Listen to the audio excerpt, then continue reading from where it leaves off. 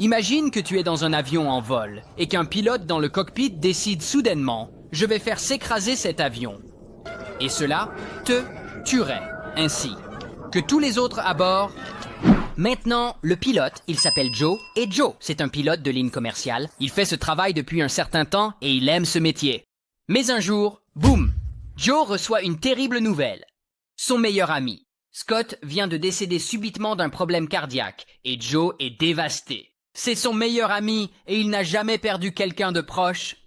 Et il le prend vraiment mal. Et assez rapidement, il commence à sombrer dans la dépression et il commence à boire beaucoup pour y faire face.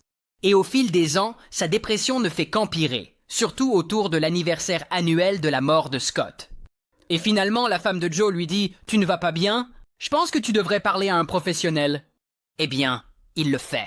Il va voir un thérapeute, et le thérapeute lui dit de considérer l'idée de consulter un psychiatre et de commencer un traitement antidépresseur. Voici le truc cependant. Apparemment, si un pilote de ligne prend des antidépresseurs, la compagnie aérienne ne lui permettra plus de voler. Et il devrait passer par beaucoup de formalités bureaucratiques pour garder son emploi. Je suppose que c'est leur politique? Alors Joe se dit « Non mec, et il ne prend pas de médicaments. Il ne veut pas perdre son emploi. » Au lieu de cela, il continue simplement à travailler tout le temps et à s'automédiquer avec de l'alcool.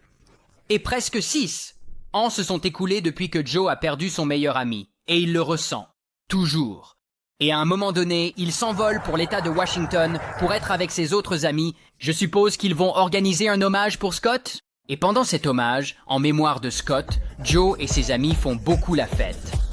Genre, beaucoup de fêtes?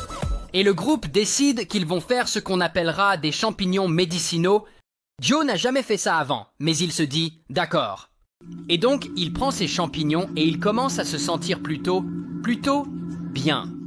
Et il reste éveillé toute la nuit et il s'amuse beaucoup. Et quelques jours plus tard, il est temps pour lui de quitter Washington et de rentrer chez lui. Et apparemment, il a vraiment forcé sur la dose. Genre, il n'a pas dormi depuis environ 40 heures ou quelque chose comme ça.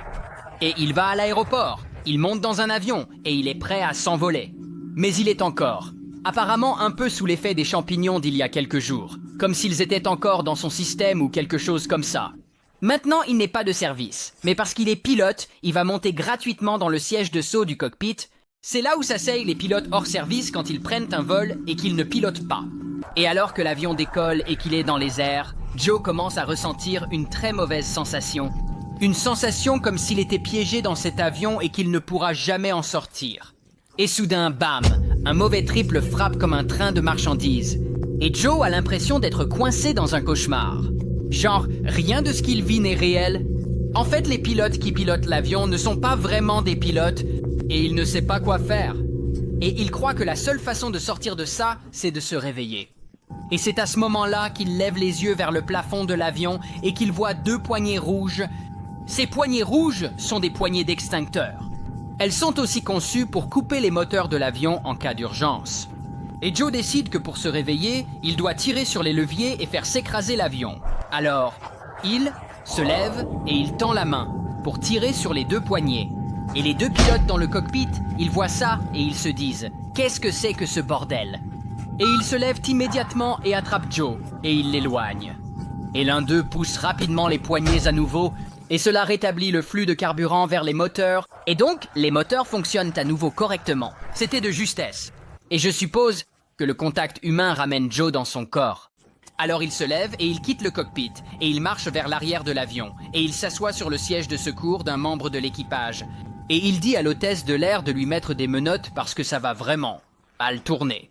Et donc, les membres de l'équipage lui attachent les mains avec des menottes en plastique, comme des attaches de câbles, et il est assis là dans le siège de secours, et je suppose qu'il se dit encore « Je dois me réveiller de ce mauvais rêve », et il attrape une grande cafetière de café près de lui, et il commence à boire directement dedans.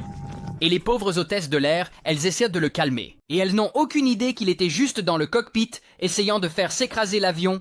Mais ensuite, il tend la main vers la sortie de secours, et il veut l'ouvrir pour pouvoir sauter.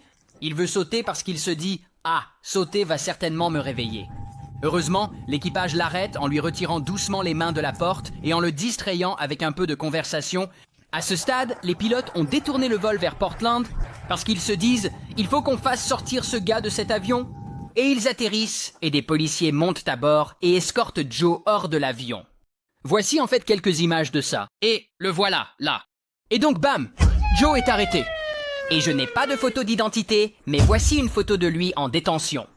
Et il est accusé de 83, chef de tentative de meurtre et de mise en danger imprudente. Et son permis de pilote est suspendu, et il sort sous caution.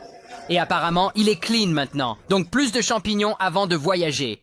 Lui et sa femme ont depuis créé une organisation à but non lucratif pour défendre et aider les pilotes à se faire traiter pour la dépression. Et finalement, par chance pour lui, le tribunal fédéral abandonne les charges de tentative de meurtre, mais son procès, pour certaines des autres accusations, est toujours en attente à la date à laquelle je fais cette vidéo. Alors, bonne chance à eux.